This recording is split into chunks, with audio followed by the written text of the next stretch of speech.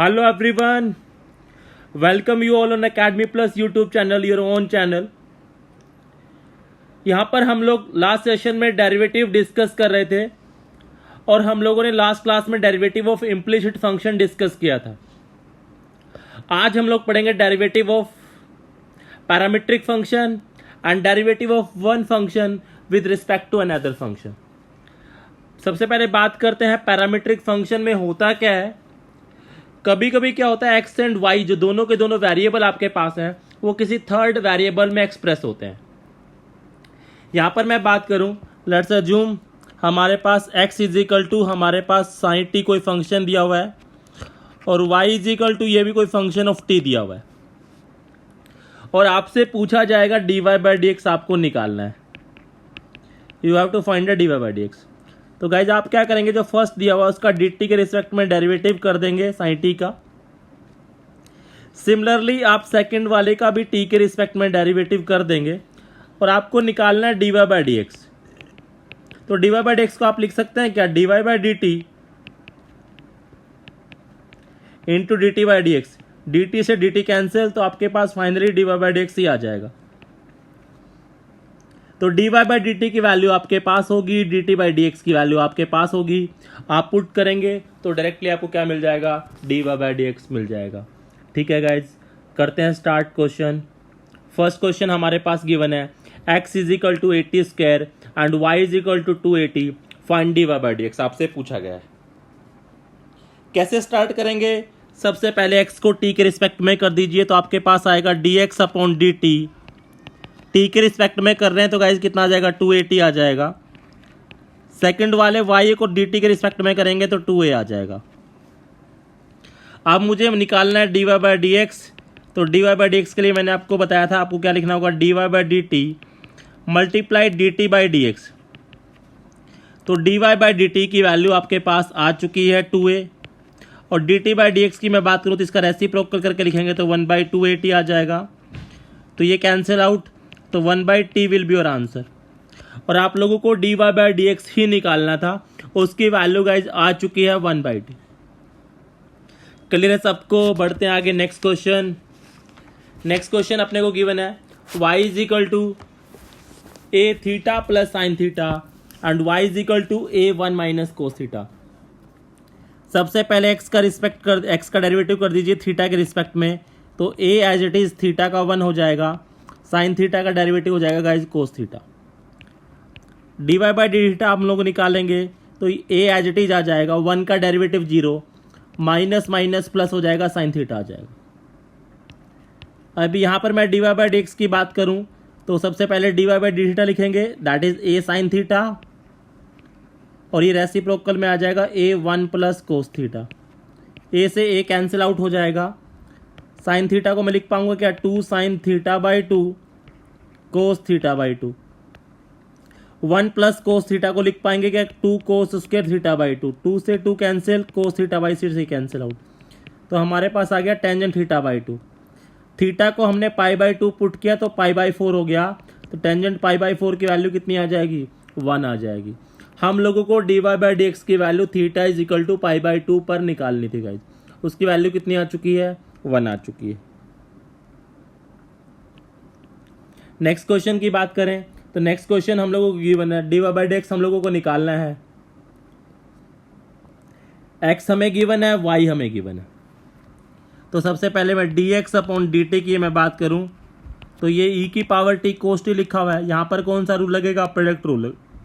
e की power t as it is sine t हो जाएगा। सेकंड केस में e की पावर t का डेरिवेटिव e की पावर t और ये हमारे पास हो जाएगा कोस t। अब मैं dy बाई डी टी की मैं बात करूं तो ये कैसे आएगा, यहाँ पर भी प्रोडक्ट रूल लगेगा, e की पावर t कोस t हो जाएगा। सेकंड केस में e की पावर t हो जाएगा, साइन t हो जाएगा। अब मुझे निकालना है dy बाई डी एक्स, तो सबसे पहले dy बाई डी टी की टर्म लिखूंगा तो e की पावर t कॉमन आ जाएगा, कितना बचेगा, कोस t प्लस साइन t। और यहाँ से e की पावर t कॉमन आ जाएगा, क्या बचेगा, कोस t माइनस साइन t। और यही क्या हमारा फाइनल आंसर है। क्लियर है गाइस सबको, करते हैं नेक्स्ट क्वेश्चन। नेक्स्ट क्वेश्चन की बात करें तो सीबीएसई पॉइंट ऑफ व्यू से काफ़ी अच्छा क्वेश्चन है। हम लोगों को गिवन है y if x is equal to a cos t प्लस log tangent t by 2 at y is equal to a sin t। हम लोगों को dy बाई dx निकालना है at t is equal to pi by 4 पर। तो सबसे पहले फर्स्ट वाले का t के रिस्पेक्ट में करता हूँ, तो dx बाई dt हो जाएगा a as it is cos t का derivative minus of sin t, log का डेरिवेटिव हो जाएगा 1 बाई टेंजेंट t बाई 2, इसका डेरिवेटिव हो जाएगा secant square t by 2 and 1 by 2। आप dy बाई dt भी निकाल लेते हैं तो इसका तो बहुत सिंपल आ जाएगा, क्या आ जाएगा a cos t आ जाएगा। अब इस वाले पार्ट को मैं सोल्व कर लेता हूं और इसको मैं साइन कोस की टर्म में लिखता हूं, तो a minus of sine t, इसको लिखेंगे तो क्या आ जाएगा cos t by 2 upon sine t by 2। Secant square की मैं बात करूं तो ये नीचे आ जाएगा, तो ये आ जाएगा cos square t by 2 into 2 चल रहा है, एक कोस से एक कोस कैंसिल आउट हो गया, तो a minus of sine t आ गया, प्लस ये हमारे पास आ जाएगा साइन t, क्योंकि हाफ एंगल फॉर्मूला लिखा हुआ है। एलसीएम लेकर हम लोगों ने सोल्व किया तो 1 minus sine square T cos square T हो जाएगा ऊपर, तो नीचे आ गया साइन टी। ये मेरे पास dx अपॉन dt की वैल्यू, और ये मेरे पास dy बाई dx की dy dt की वैल्यू है। अब मैं क्या कर सकता हूँ गाइज, मुझे dy बाई dx निकालना है, तो मैं पहले dy बाई dt की वैल्यू रखूँगा, dy by dt upon dx by dt। तो इसकी वैल्यू कितनी है a cos t, dy by dt की वैल्यू तो a cos t sin t divided by a cos square t, a से cancel out, a cos cancel out, तो कितना आ गया टेंजेंट t आ गया। अब dy बाई dx की वैल्यू आपको निकालनी थी कहाँ पर, पाई बाई 4 पर, तो टेंजेंट पाई बाई 4 की अगेन वैल्यू कितनी हो जाएगी 1 हो जाएगी।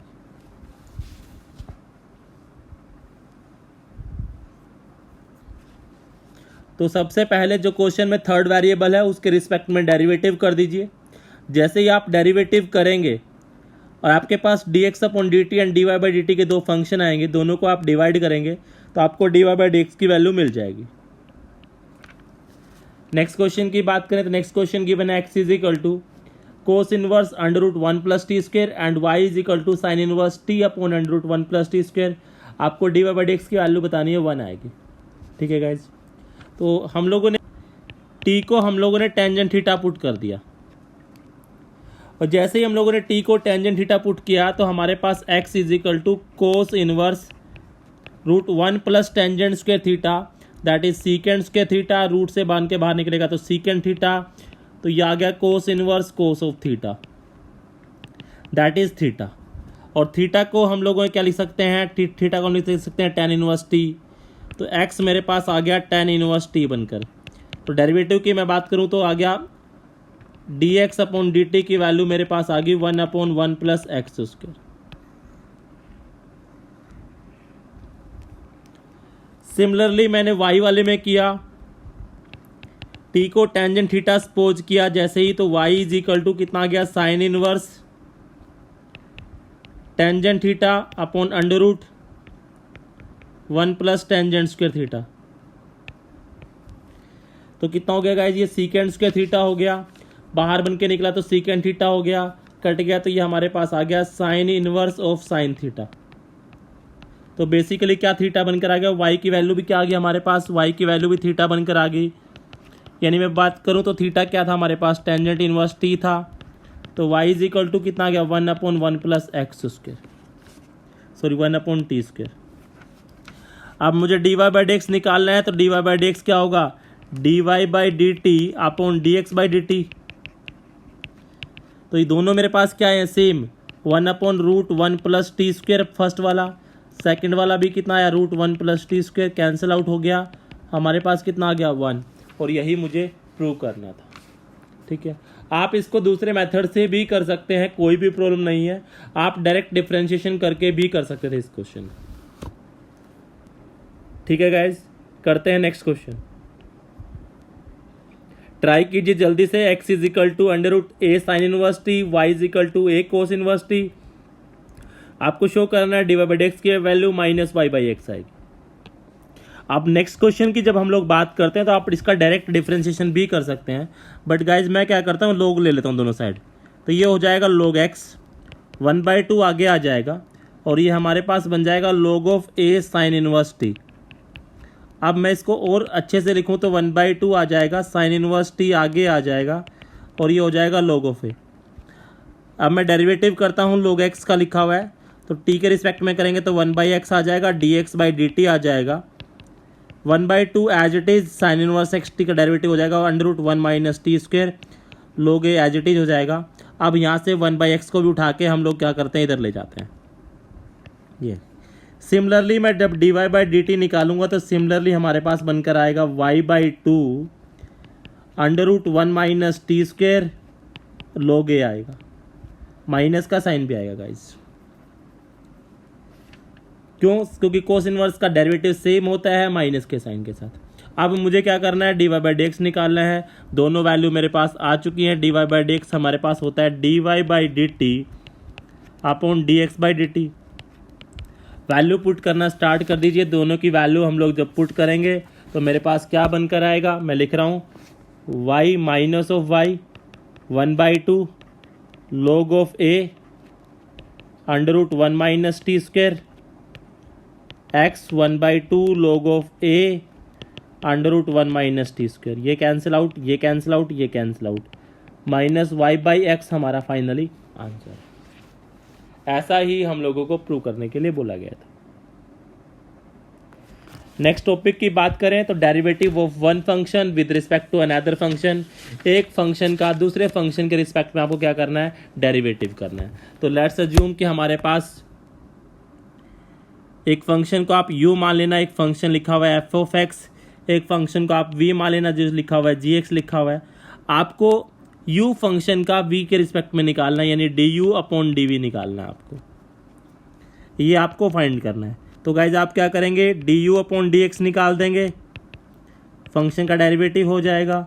सिमिलरली आप dv/dx निकाल देंगे, वो आपके पास क्या हो जाएगा, g'(x) आ जाएगा। अब आपको du/dv निकालना है तो du/dv निकालना है। तो du/dx को जब आप dv/dx से डिवाइड करेंगे तो आपके पास फाइनली क्या आएगा, du/dv आएगा। अगर आपको पैरामीट्रिक बहुत अच्छे से समझ में आ गया है गाइस तो यहाँ पर बिल्कुल भी प्रॉब्लम नहीं आने वाली आप लोग।